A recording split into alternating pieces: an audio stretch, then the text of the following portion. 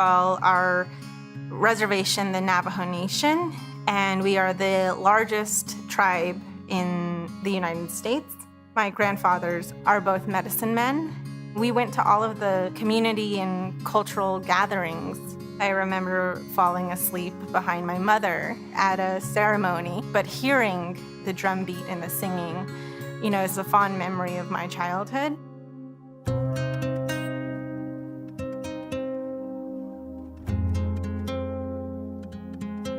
The Diné people, we were thought of in the very stereotypical fashion, and I remember watching those classic Hollywood Westerns.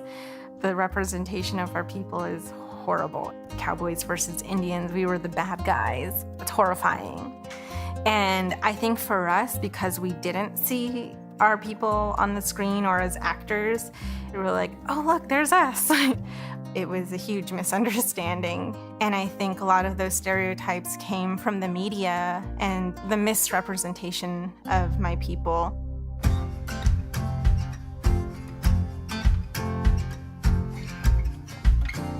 When I first moved out to LA, I started at the bottom of the food chain.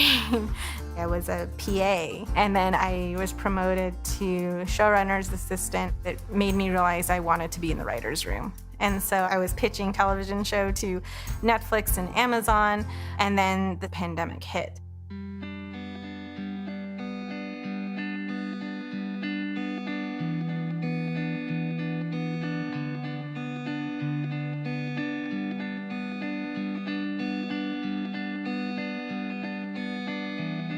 I didn't realize how devastated my community would become.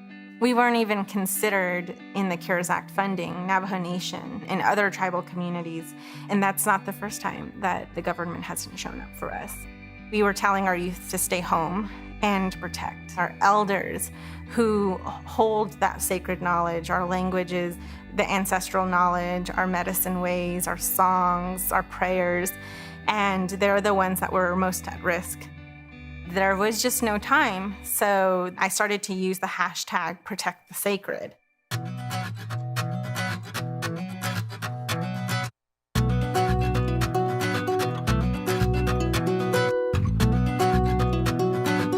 Our young people, they were asking the question, why do we continue to participate in a system that wasn't designed for us and has never worked for us? And I wanted to find something that would motivate them to get out the vote. My father and I believe deeply that our people are moved by our culture and our stories. It was really his vision to see all of us reconnecting to our relationship with the land and with horses, which is medicine to our people. It's a spirit that's very powerful, that is a symbol of our resilience and our strength and our survival. I said, I can do it. I can organize those people. Let's do it.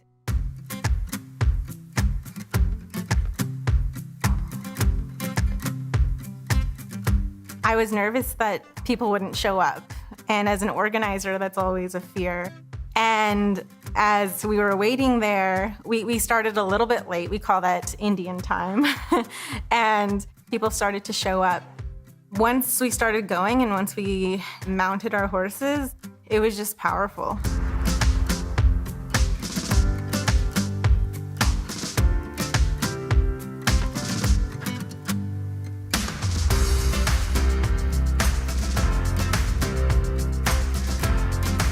I get emotional thinking about the contribution that our people had in that election, but also throughout history. We've always contributed to this country in very significant ways. I want Native youth to know that there's hope and that they can be something and do something with whatever they're passionate about. Our young people are the future, and we need to protect them.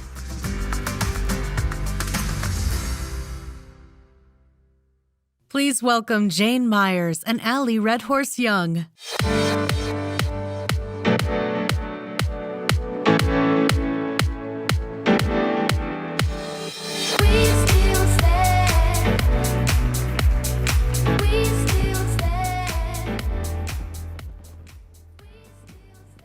Hello, hello. Hi, everyone. So Allie, so don't you think our future is in good hands? That's so amazing and so inspiring. So tell me, what do you tell us about Protect the Sacred and Riding to the Poles, and like where you see that going, and will that keep going for the Navajo Nation? Absolutely, and I think not just the Navajo Nation, but my goals moving forward are to expand across Indian country and focus on Native youth leadership development, because I truly believe that our Native youth are powerful. They're the future. They've been at the forefront of a lot of historical movements in our history. And you think about Standing Rock, that was youth-led. And so our young people, I feel that there's this urge to reconnect to our cultures and our languages more than ever, probably. And our young people are the ones that they're educating themselves, because there's really no excuse nowadays. There's just so much out there. And our young people are the ones that are doing the work. They're educating themselves. They know the history of our people, and they're asking the questions. That's great. So tell me about your writing. I think it's been really inspiring and incredible that you interviewed Deb Howland, and you also interviewed somebody that's near and dear to my heart, Amber Midthunder of Pray, and that was for In Style. So tell me how you liked interviewing them, and who is your dream interview, your next interview? Ooh. So my writing, it's been incredible. As the video showed, I was doing more creative writing. I was developing a project with my former bosses who were showrunners at Nickelodeon. So when I moved out to LA in 2015, I started out as a PA and on a live action Nickelodeon television show. And I was promoted to showrunner's assistant, and it was through that process. I knew I wanted to be in the industry, but I didn't know exactly where, because in college I studied film editing, and I had an interest in writing. I never thought I was a good writer, so I was like, I don't think writing. But during the process, being a showrunner's assistant, you're exposed to every department, because I followed my bosses everywhere. And it was when I was in the writer's room, when the script coordinator and the writer's assistant were called away to work on a script, they would call me in to the writer's room to take notes and be on the keyboard. And it was incredible to hear like the genesis of the stories that came to life on the screen. And to see it from that point all the way to being on a film set and seeing those words come to life and the story come to life, it was incredible, and I enjoyed being in the writer's room. They're the ones who became my friends and at work, and my bosses would invite me to beer o'clock, and I would go, and I would share stories. And it was after I left the industry, actually, I went over to the nonprofit world, and I was working for Native Americans in philanthropy, and then Harness, which is where I'm at now, and Protect the Sacred is a program that's housed at Harness. Harness is a nonprofit that's was founded by America Ferrero, Wilmer Valderrama, and Ryan Pierce Williams, that focuses on amplifying stories and cultures of disenfranchised and BIPOC communities. So that's where I kind of fit in right now, and kind of put my writing on hold, because there was something that was ahead, which was what we were facing in Navajo Nation in 2020. I was developing my show with my former showrunner bosses. Pandemic hits, I go home, and Protect the Sacred begins, and I'm kind of sitting there like, I'm a storyteller, and I know that how can I move my people? And it's through our stories, and it's through our young people revere our elders and our ancestors, and then they work hard for the youth and the next 7 generations. So I thought, how do I bridge that gap? And I wanted to create an activation that would inspire them, and where they were honoring their ancestors, but at the same time doing something that would benefit the next 7 generations. And so all of that, was put on hold. I then ventured down into journalism because of my activism work. Suddenly people were coming to me about writing op-eds, and it was a different kind of writing, and I was like, okay, I can do this. And then next thing I knew, InStyle came knocking on my door and asking me if I could interview Deb Haaland she became the first Native American cabinet member in history, and she is now the Secretary of the Interior. So that was just incredible. I was like very nervous getting on the Zoom with her, but she's a powerful woman, and it was an incredible experience to be able to write that piece. I took a very spiritual approach because she represents a lot for Native women in our community, and so that was incredible. And then Amber Midthunder, rising star, had the opportunity to also interview her recently for InStyle. So it went from someone who is established and a leader in her own right, and then someone who's up and coming, who's young, and we have a lot to look forward to her or for like the work that she's putting out.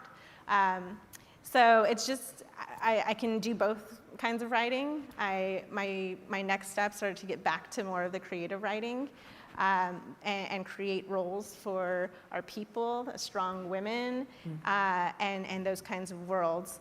But for my next interview in the journalism space, I'd love to flip this around and interview you, Jhane. Oh, well, thank you. I came from a somewhat journalism background. I had my own magazine in Oklahoma, so it's Oklahoma Casinos and Entertainment. But being on the extended press junket I've been on as a producer of Prey, I'm getting close to 350 interviews. And when I got approached, interviews and podcasts, so when I got approached to do this, and I said, oh, so you're going to be interviewing me? They said, no, would you like to interview Allie Young? And I said, sign me up.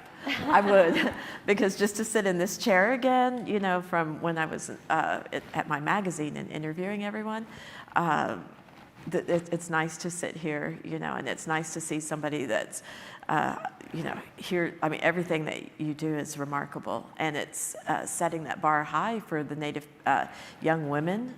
Oh, if Allie can do this, I want to do this, or I can do this and this then. And, it's a wonderful thing, and I like to see that. So I'm glad to sit in this chair.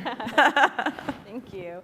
Yeah, and if you guys don't know about Prey, it's on Hulu. It's the film that stars Amber Midthunder that's part of the Predator franchise. And Jhane was the producer on that on that movie, sorry.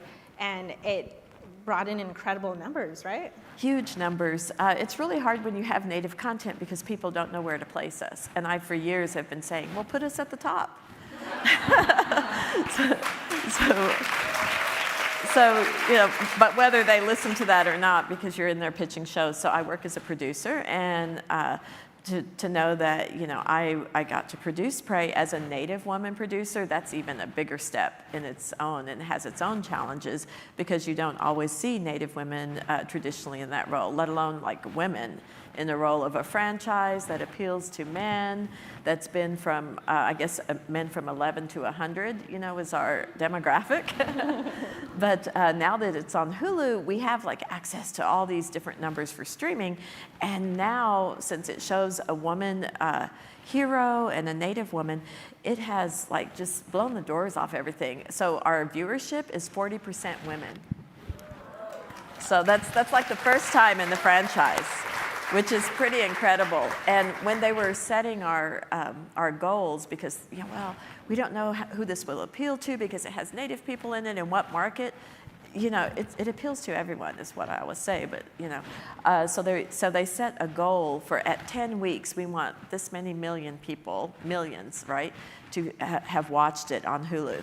We exceeded that goal by 2 million in 10 days.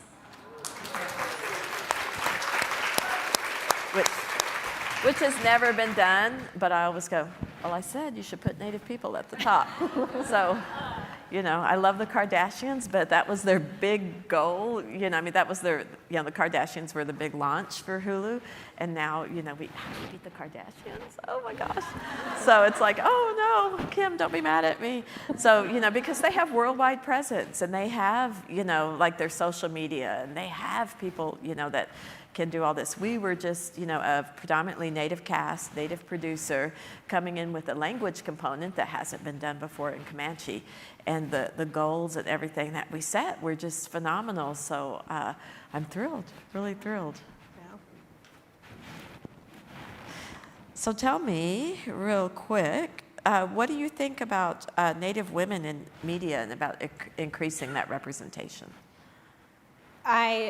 We need to continue increasing it. I think we've come a long way, especially with the project that you've done, shows like Rutherford Falls by Sierra Teller Ornelas, Reservation Dogs, even that feature prominent, strong Native women, young women.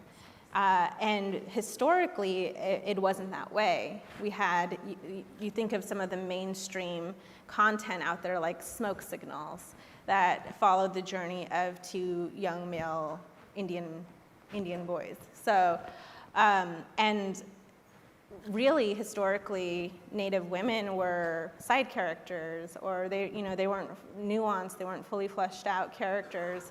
And now we're seeing that on the screen, and it's great progress, but we have it's just the beginning, and I'm excited for what's going to come next, and all of. Backstage we were talking about this, that right now in Hollywood, Native women are the ones leading the way when it comes to our representation in Hollywood. And I often say that Native people, our community is the most marginalized in Hollywood. We're the most underrepresented community in Hollywood. And for a long time, within that marginalized group, women were even more marginalized, Native women.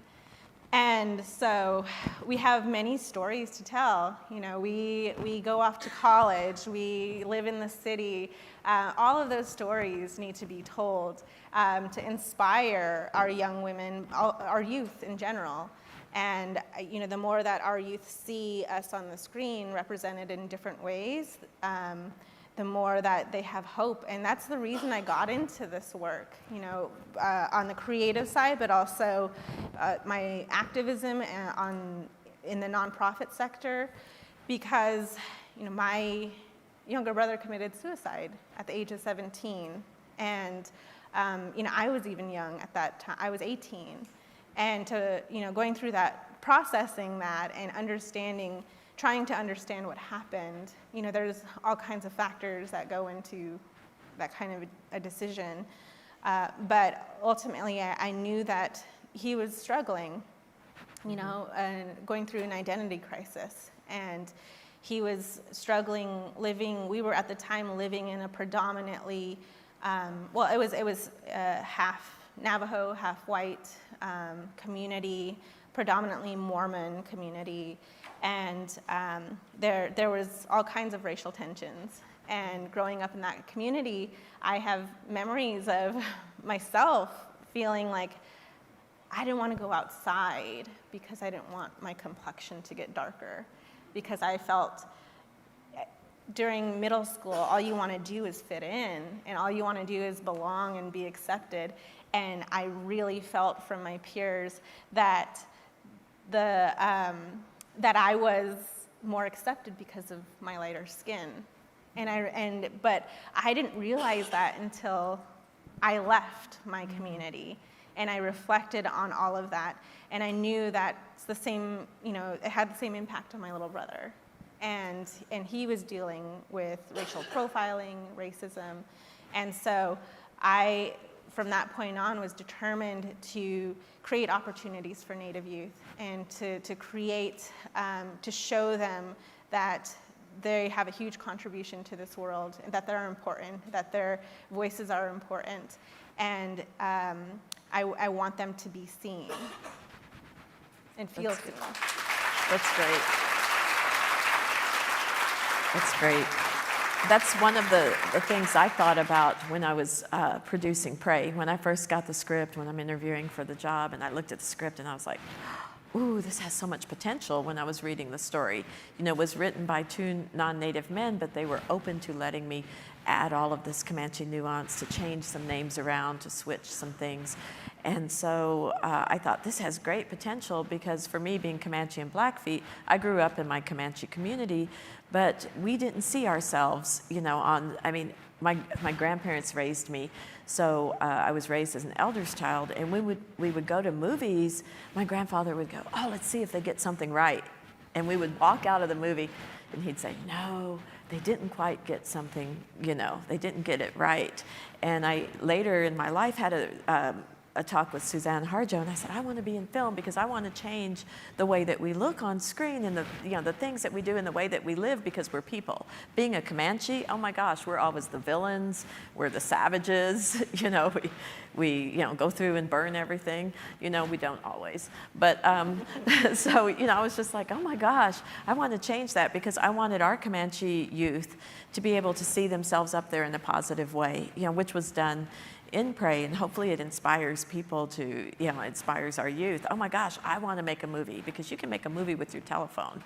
You know, you can edit on your telephone. So, you know, I want to make my own thing. I want to make it not 300 years ago, but I want to make it now and see, you know what. And then, yes, it is an alien, you know, it has an alien in there, the predator, but why not? Because you don't see natives in situations other than the situations that have been created for us by other people, not ourselves. Mm-hmm.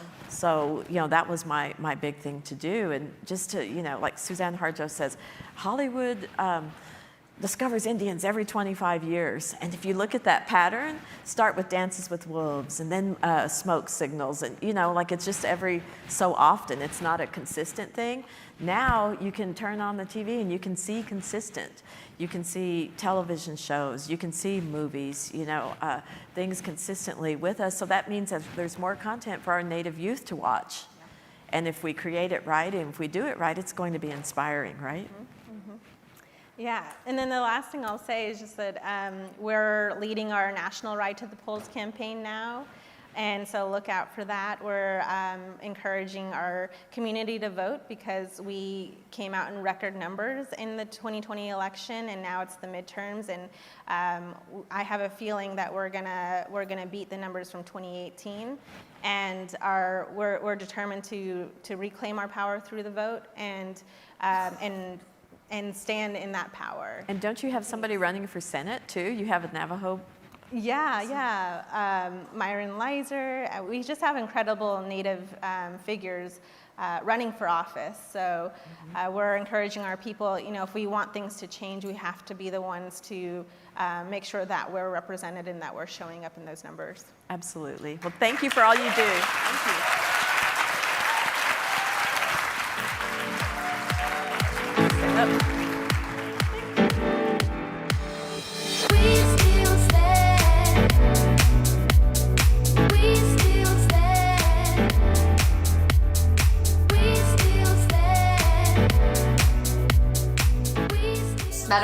Metaverse. There's a good chance you've heard about it a lot recently, but it's a concept that isn't completely new. In fact, the term metaverse has been around since the 1970s and has appeared in books and even some recent movies that you may have seen. But there's a vision of the metaverse that isn't